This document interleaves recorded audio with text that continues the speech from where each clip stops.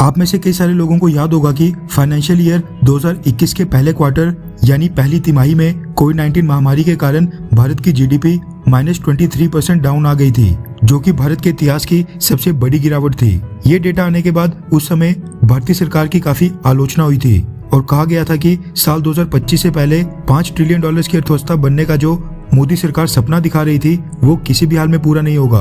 और पेंडेमिक के दौरान मोदी सरकार की आर्थिक नीतियों के कारण देश बर्बादी की कगार पर आकर खड़ा हो गया है। लेकिन इन सारी बातों को गलत साबित करते हुए भारत सरकार की आर्थिक नीतियों की बदौलत भारत ने $5 ट्रिलियन की अर्थव्यवस्था बनने के लिए अपनी रफ्तार दोबारा से पकड़ ली है। और जो डेटा सामने निकल कर आ रहा है वो भी किसी लोकल या फिर भारतीय सरकार की एजेंसीज द्वारा नहीं रिलीज किया गया है, बल्कि IMF यानी इंटरनेशनल मॉनेटरी फंड द्वारा पेश किया गया है, जो वॉशिंगटन बेस्ड 190 देशों का इंटरनेशनल फाइनेंशियल इंस्टीट्यूशन है।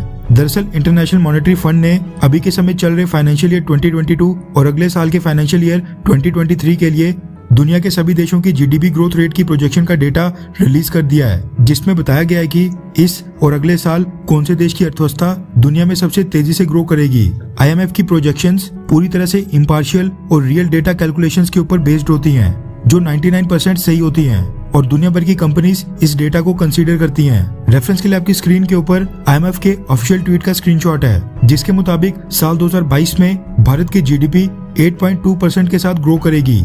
आपकी जानकारी के लिए बता दूं कि IMF ने अमेरिका से लेकर चाइना तक जितने भी डेवलप्ड और डेवलपिंग देशों की जीडीपी ग्रोथ रेट का अनुमान लगाया है, उन सब में नंबर 1 पर यानी सबसे टॉप के ऊपर भारत का ही नाम आता है। IMF के मुताबिक साल 2022 में भारत का जीडीपी ग्रोथ रेट 8.2% रहेगा, जबकि भारत के राइवल चाइना की बात करें तो चाइना का ग्रोथ रेट मात्र 4.4% रहने वाला है। अगले साल भी जब दुनिया भर की अर्थव्यवस्था स्लो होगी, भारत का जीडीपी ग्रोथ रेट रहेगा 6.9%, जबकि चाइना का रहेगा 5.1%। भारत चाइना के अलावा दुनिया के मुख्य देशों के जीडीपी ग्रोथ रेट की बात करें तो अमेरिका का जीडीपी ग्रोथ रेट इस साल 3.7%, फ्रांस का 2.9%, ब्रिटेन का 3.7%, जापान का 2.4%, जबकि जर्मनी का मात्र 2.1% रहने का अनुमान है। रशिया की बात करें तो IMF के मुताबिक रशिया की जीडीपी इस साल ग्रो नहीं बल्कि इकोनॉमिक सैंक्शंस के कारण नीचे गिरेगी, वो भी रिकॉर्ड 8.5% नीचे गिरने वाली है। अगले साल भी रशिया की जीडीपी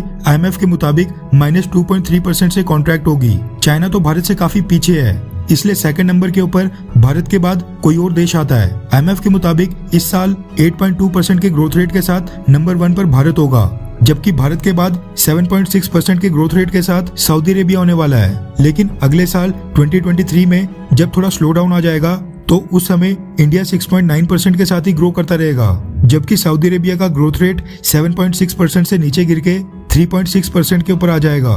कहने का मतलब है कि ये साल और अगला साल कुल मिलाकर भारत की अर्थव्यवस्था के नाम ही होने वाला है। आपकी जानकारी के लिए बता दूं कि IMF की ग्रोथ प्रोजेक्शंस और इस तरह के डेटा रिलीजेस के ऊपर दुनिया की कई सारी टॉप कंपनीज नजर बनाए बैठी होती हैं, ताकि वो भी अंदाजा लगा सकें कि आगे चलकर कौन से देश में बिजनेस करना या कौन से देश में आगे जाकर इन्वेस्ट करना उनकी कंपनी के लिए फायदेमंद साबित होगा। इसलिए इस रिपोर्ट के रिलीज होने के बाद और भी कई सारी मल्टीनेशनल कंपनीज और इन्वेस्टर्स भारत में एंटर होंगे। इन सब के बीच हमें यहाँ पर भारत की फाइनेंस मिनिस्टर निर्मला सीतारमण जी को भी श्रेय देना पड़ेगा, जिनको अभी तक कई लोगों ने अंडर एस्टिमेट किया था। जब PM मोदी ने उनको देश की वित्त मंत्री बनाया था, उनका काफी मजाक बना, आलोचना हुई। लेकिन ये नोट करने वाली बात है कि पेंडेमिक जैसी बहुत ही डिफिकल्ट सिचुएशन जो कई सदियों और दशकों में एक बार आती है, उस समय भी जब चाइना समेत दुनिया भर की अर्थव्यवस्था 2 से 4% के आसपास रह रही है, आज भारत 8.2% से ग्रो कर रहा है। इसलिए इसका थोड़ा बहुत श्रेय भारत की वित्त मंत्री निर्मला सीतारमण जी को भी जाना चाहिए।